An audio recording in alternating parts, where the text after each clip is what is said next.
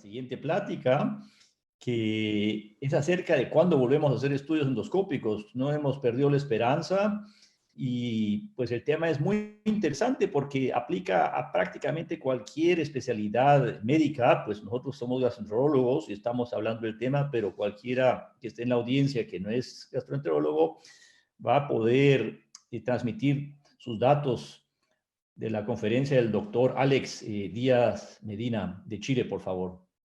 Medicina basada en astrología. ¿Cuándo y cómo volveremos a hacer estudios endoscópicos? Hola, buenas tardes en Latinoamérica, buenas noches en Europa.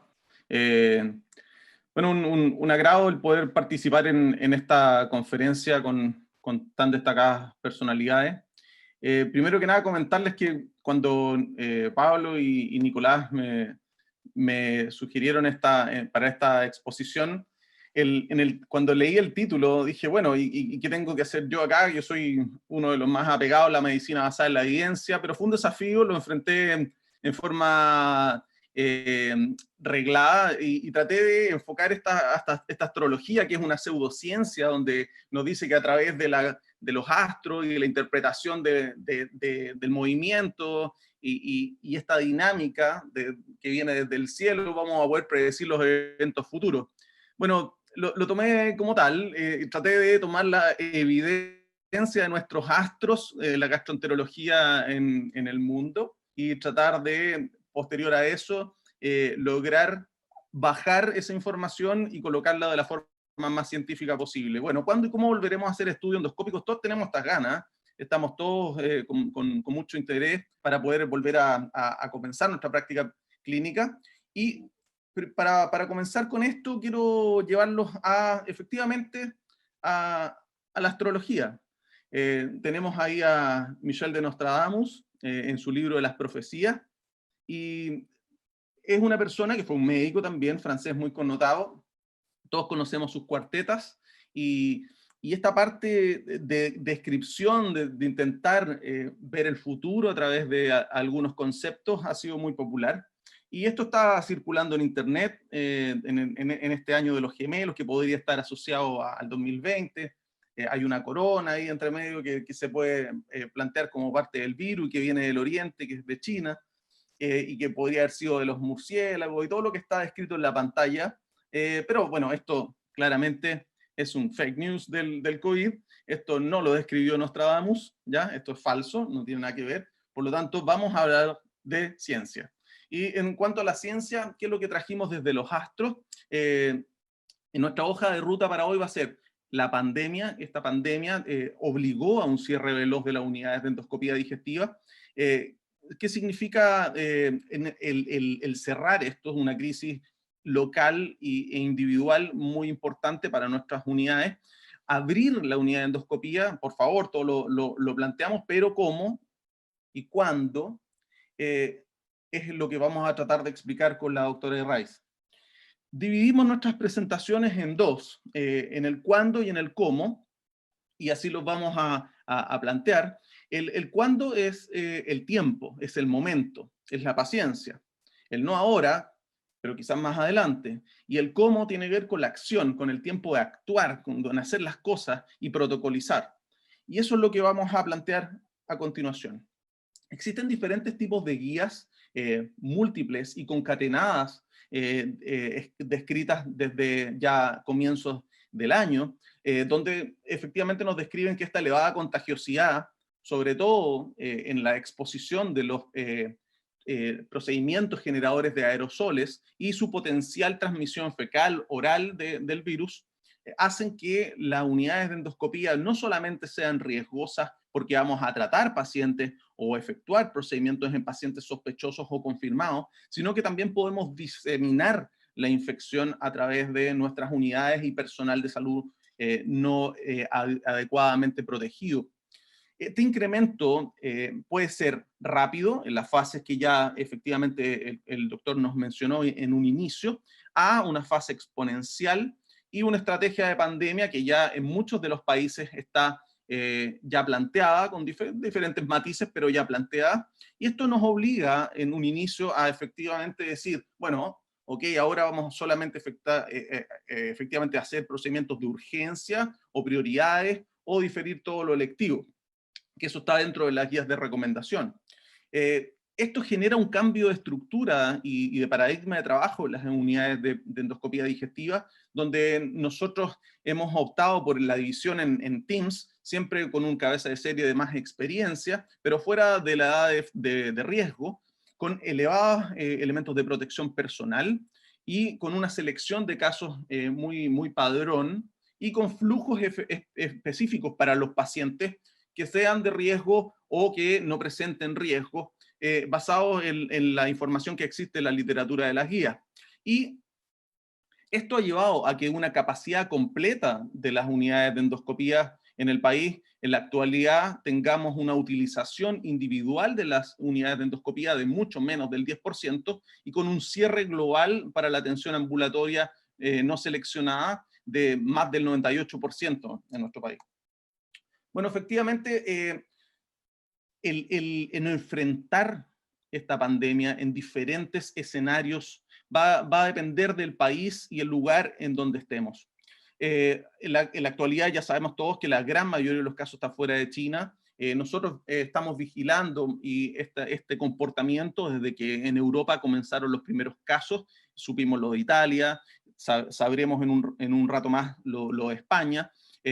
Miramos con atención cuando en Estados Unidos ya comenzaron los casos a generarse en más cantidad, y bueno, en nuestra realidad latinoamericana también nosotros vamos dentro de la punta del estudio también, y esos son los nuevos epicentros que nos preocupan como clúster y difusión comunitaria y las fases que están descritas por la Organización Mundial de la Salud para cada uno de estos momentos de la pandemia.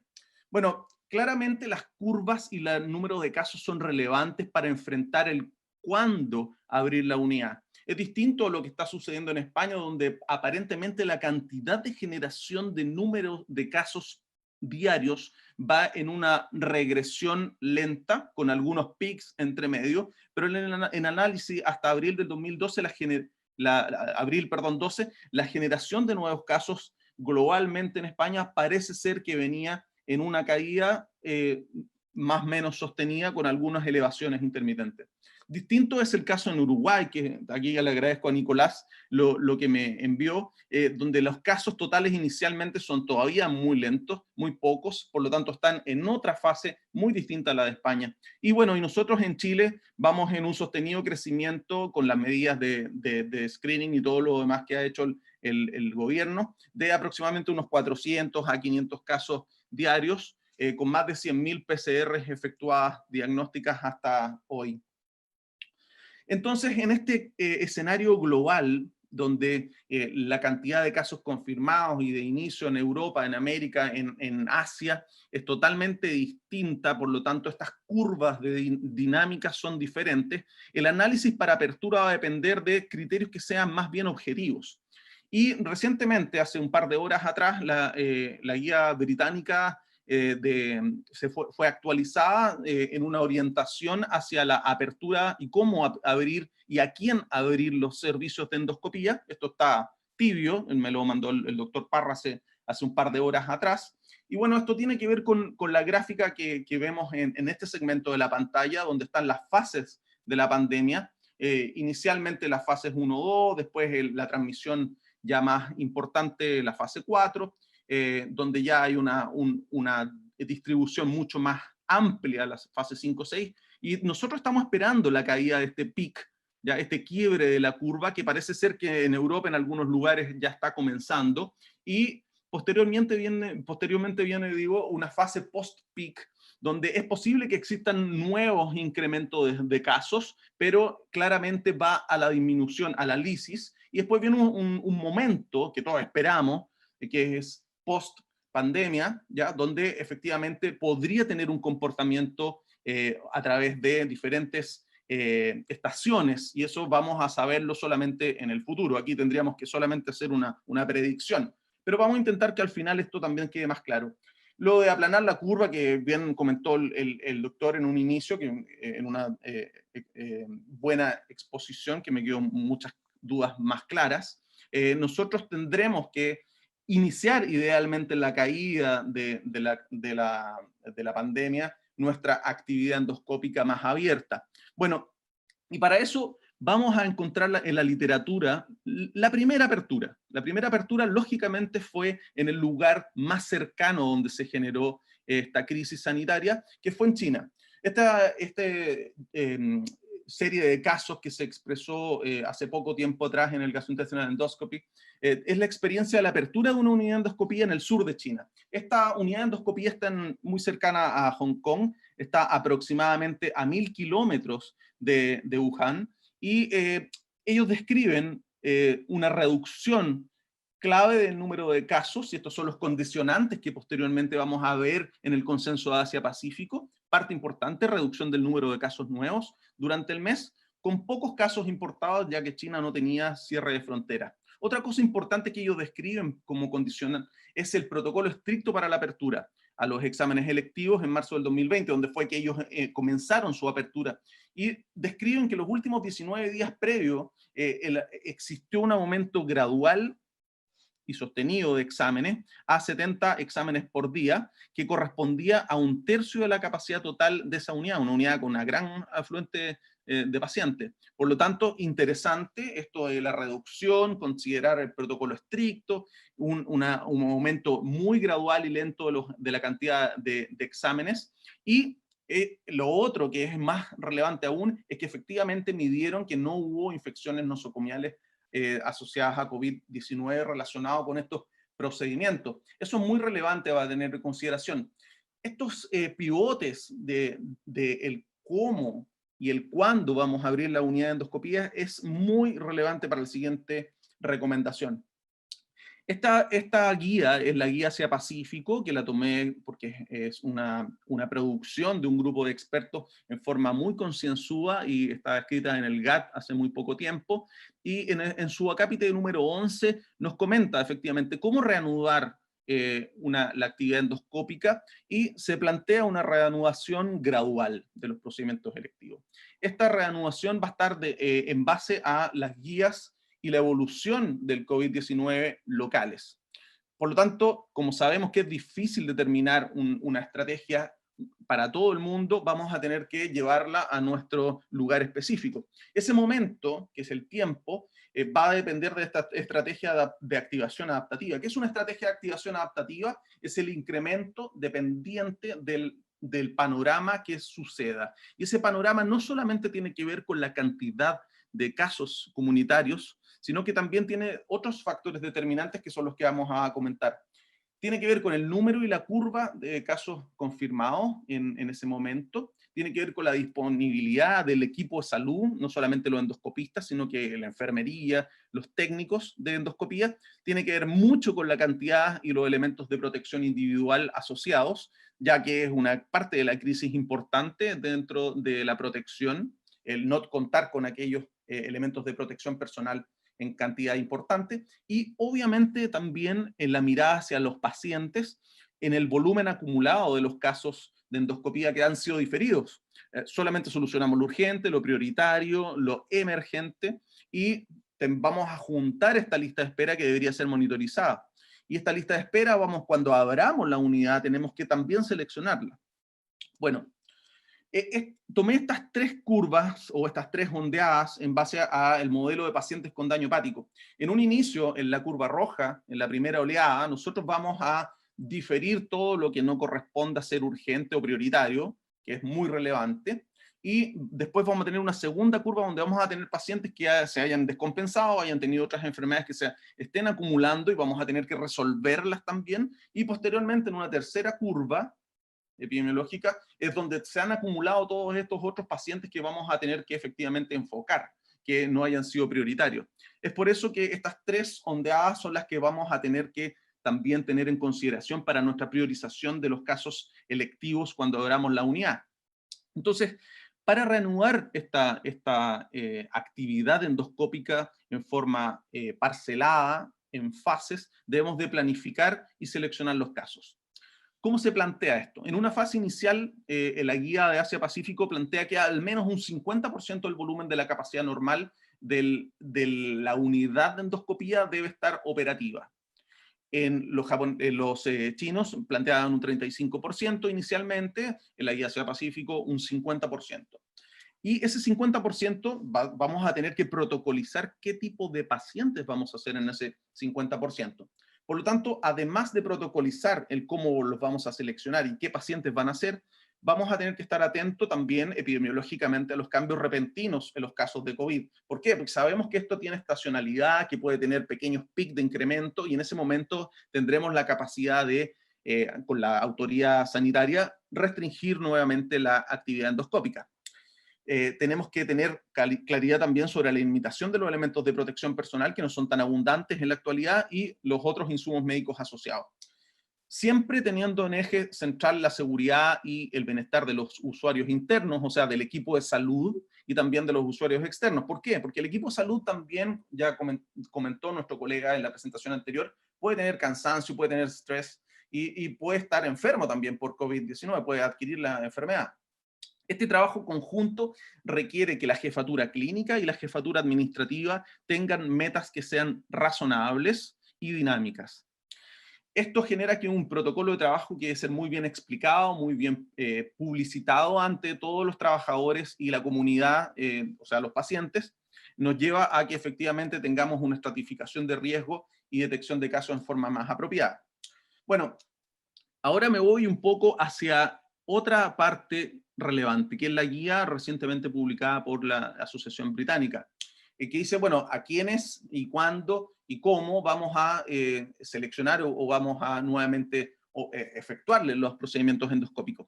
Y de todo esto, el jugo que podemos sacar de el concentrado que podemos sacar de esta guía es que efectivamente debemos de priorizar a los pacientes para los procedimientos, debemos de seleccionar y priorizar en base a estrategias diseñadas por el equipo de mayor experiencia. Ellos plantean que el grupo que seleccione los pacientes en base a la historia clínica y a los antecedentes sean los senior specialists, o sea, la gente que tenga más experiencia y más capacidad dentro de la selección de los pacientes, haga el triage de cuáles vamos a seleccionar inicialmente cuando abramos la unidad de endoscopía y posteriormente a que ya tenga la actividad más normal.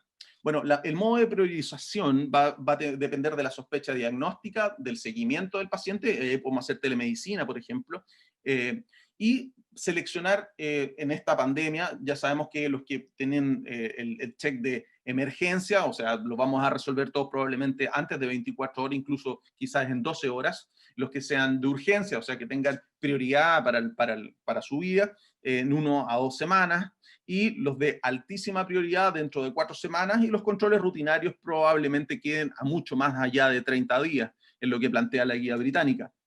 Bueno, volviendo a la guía Asia-Pacífico, cosa importante e interesante porque nos pone contextos, nos pone números que podríamos modificar dependiendo de la realidad individual del centro, pero tenemos ya un piso de base que podemos analizar.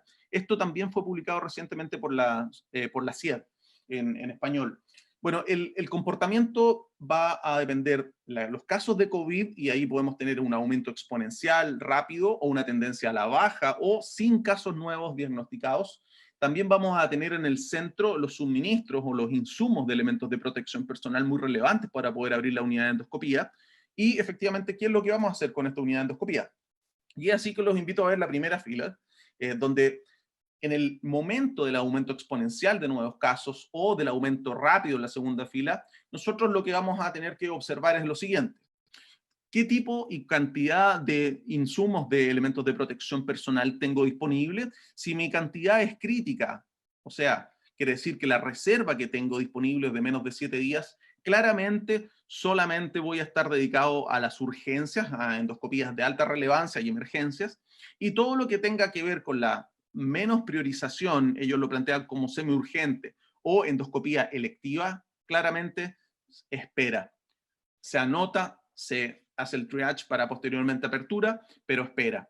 Esto, muchos de los países de América Latina estamos en este momento, en esta fase. En el aumento rápido, que es muy parecido al exponencial, pero de menor magnitud, tengo que también ver el suministro de insumos de elementos de protección personal.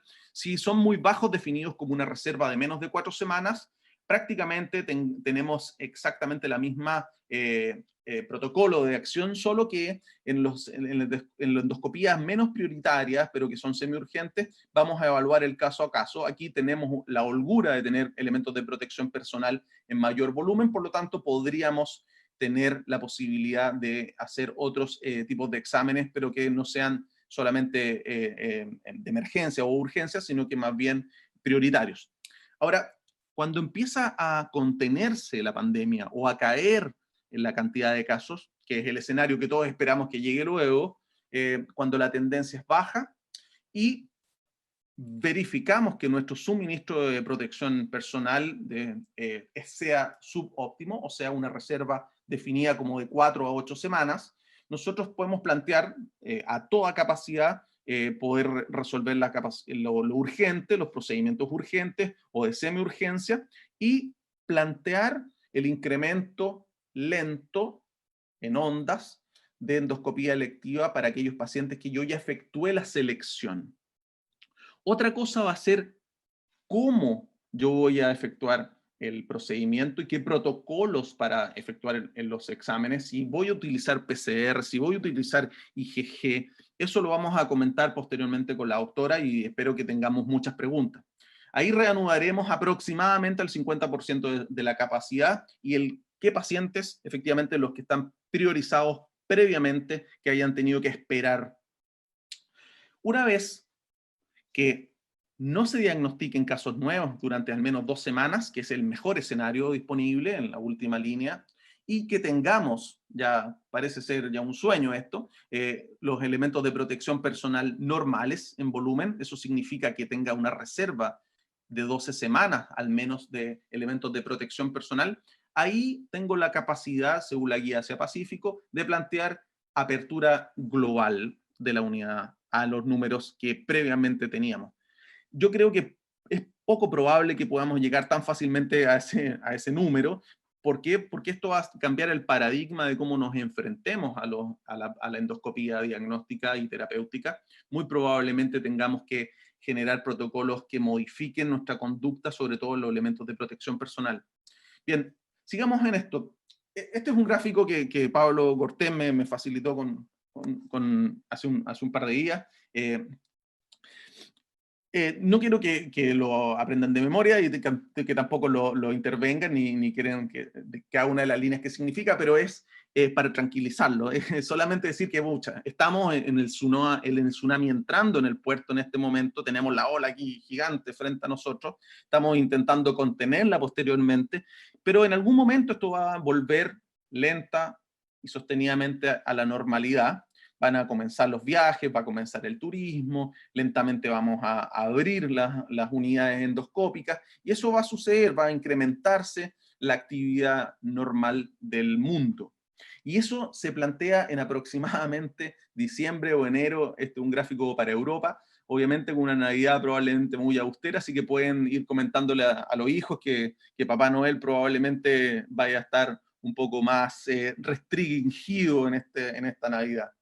Y si esto fuera no estacional, o sea que este virus va y no vuelve nunca más, sería ideal, llegaríamos a la normalidad y ya no esperamos nunca más COVID, nunca más te vimos, pero en el Nature, hace un par de días atrás, leí esta publicación que nos explica cómo los otros primos hermanos del coronavirus nuevo, que son los otros beta coronavirus que el colega nos comentó hace un par de exposiciones atrás, ofrecen estacionalidad. Por lo tanto, COVID-19 o SARS-CoV-2 llegó para quedarse. Y esto va a hacer que nuestro protocolo y enfrentamiento para la práctica clínica, no solamente la gastroenterología, sino que en todo lo que tiene que ver con salud pública y hospital, vaya a modificarse de ahora en adelante. Este es un cambio que nos va a marcar y espero sinceramente que la vacuna esté disponible prontamente. A sabiendas de esto y el impacto que tienen sobre las unidades de endoscopía, yo creo que citar a Benjamin Franklin con este adagio es muy bueno. Si nosotros fallamos en prepararnos, efectivamente nos estamos preparando para fallar posteriormente. ¿Ya? Si caemos en no prepararnos, no mirar en el futuro y no hacer las cosas como corresponden, efectivamente vamos a caer, vamos a fallar y eso significa compromiso en las vidas, no solamente de nuestros pacientes, sino también en nuestro personal. Muchas gracias.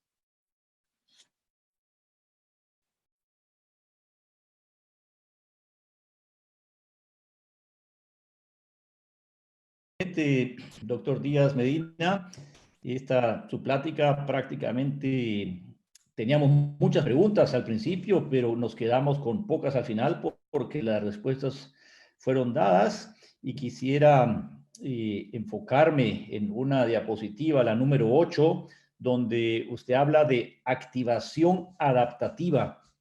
Creo que esta va a ser la solución para, bueno, todo el mundo, pero especialmente es una pregunta que tenían muchos de los participantes y decían, bueno, en mi país no hay tantos casos aún, ni diagnosticados, ni clínicos, no ha habido un colapso del sistema de salud y por qué nos están forzando o recomendando que sigamos las guías de la AGA, de la ASGE, de la ESGE y guías de tantos países lejanos a los propios en Latinoamérica, cuando en realidad uno lo que tiene que hacer es actuar lógicamente. Y quisiera enfatizar nuevamente, ¿qué es su opinión acerca de esto?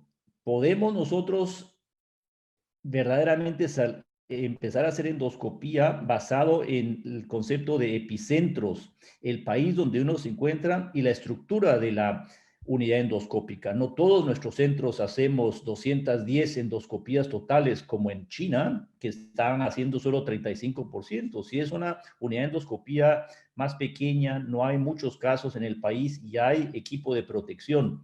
¿Se puede seguir haciendo endoscopía o está prohibido hacerla en estos momentos? ¿Qué nos puede decir de esto? Muchas gracias por la pregunta. Efectivamente, la respuesta, que no es tan fácil, pero que con mucha responsabilidad le comento al colega que lo ha preguntado, va a tener que ver con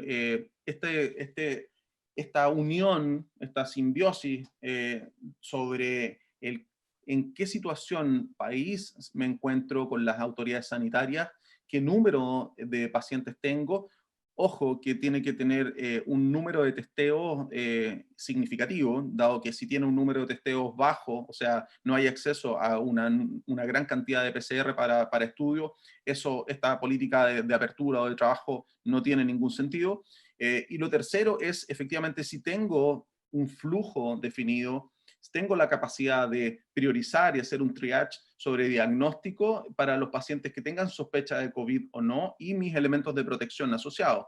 En las guías que nosotros recientemente desarrollamos en la Asociación Chilena de Endoscopía y Sociedad Chilena de Gastroenterología, con Pablo Cortés, que estaba aquí dentro del chat, tuvimos mucho cuidado en definir y dejar claro que si la fase epidemiológica en la que se encuentra el país en ese momento, dado por la autoridad sanitaria y por la cantidad de pacientes que se va generando, condiciona que nosotros tengamos un cierre precoz para evitar, primero, contagiar entre más pacientes y personas. Segundo, consumir los elementos de protección personal que globalmente son muy escasos, y eso le comento al colega, que si ahora tiene, acópielos, porque posteriormente no los va a tener, porque en el mundo entero son muy escasos en este momento.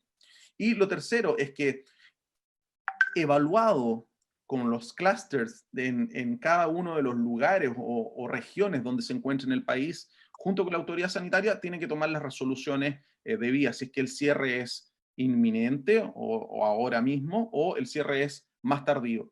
Por ejemplo, en el Uruguay, que tienen una cantidad de pacientes muy pequeña todavía, están recién en el incremento de la curva, y si tuvieran una cantidad importante de elementos de protección personal, efectivamente ellos podrían tener una actividad más holgada, que es la que nosotros tenemos en este momento, donde el 98% aproximadamente de las unidades de endoscopía del país, teniendo diferentes realidades, pero una política de estado completa, están cerradas y están efectuándose solamente urgencias, emergencias y prioridades muy relevantes.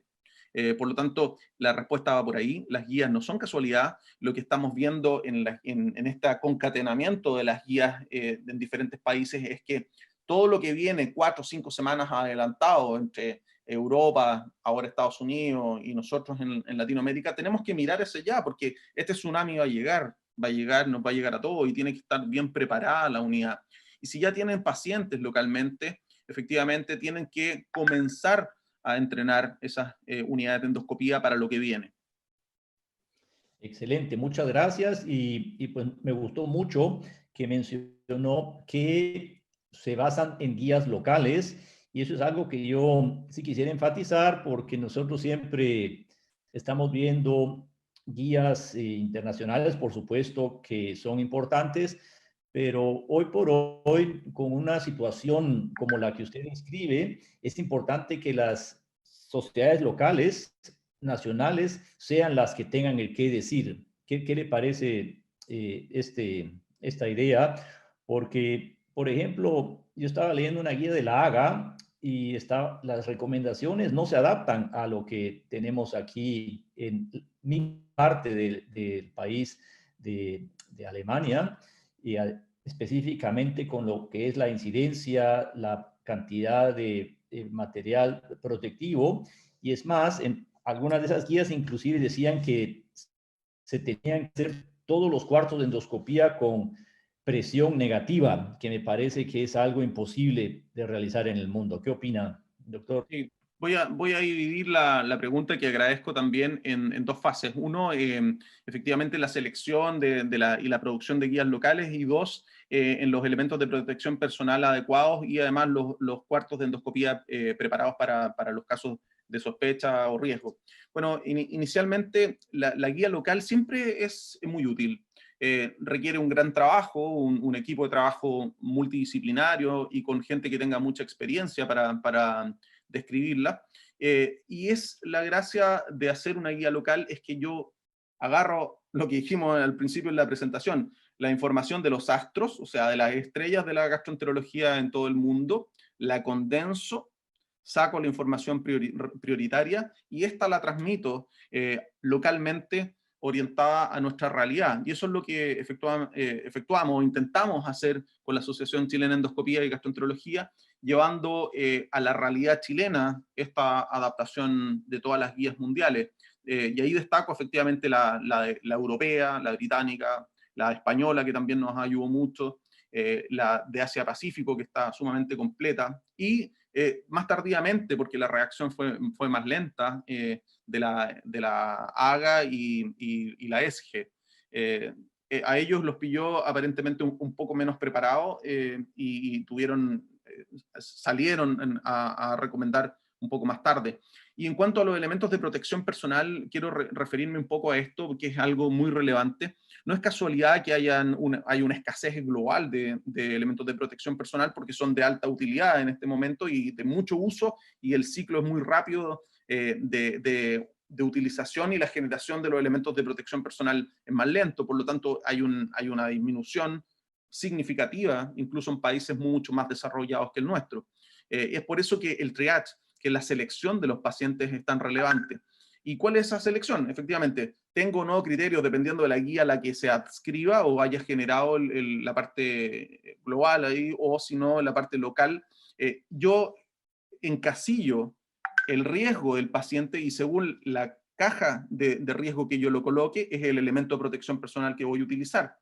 Pero eso en un inicio parece ser razonable, pero ya cuando la fase es más dispersa, en más fase 4, por ejemplo, dentro de la pandemia, el uso de los elementos de protección personal son tan relevantes que el desgaste o gastarlo en forma indiscriminada es muy riesgoso, porque la probabilidad de que me quede sin ellos es muy importante. Por lo tanto, debo de ser muy consciente que frenar la actividad endoscópica hace que baje el consumo de elementos de protección personal que me van a faltar posteriormente, estoy mirando hacia el futuro, y seleccionar a los pacientes se hace mucho más importante. Y es por eso que es dinámico y adaptativo el cómo yo trabajo la unidad de endoscopía desde el inicio de la pandemia hasta posteriormente el reinicio de la actividad endoscópica. La doctora nos va a comentar posteriormente en su brillante exposición el cómo vamos a abrir las unidades de endoscopía, a qué protocolos nos vamos probablemente a adscribir y cómo lo vamos a hacer. Y la pregunta enfocada hacia efectivamente el área más pequeña, yo creo que debería, en ese país donde nos están preguntando, hablar y generar su propia guía local, ver los números si efectivamente hay cantidad de testeo significativo y según eso seguir o no su actividad endoscópica. Muchas gracias.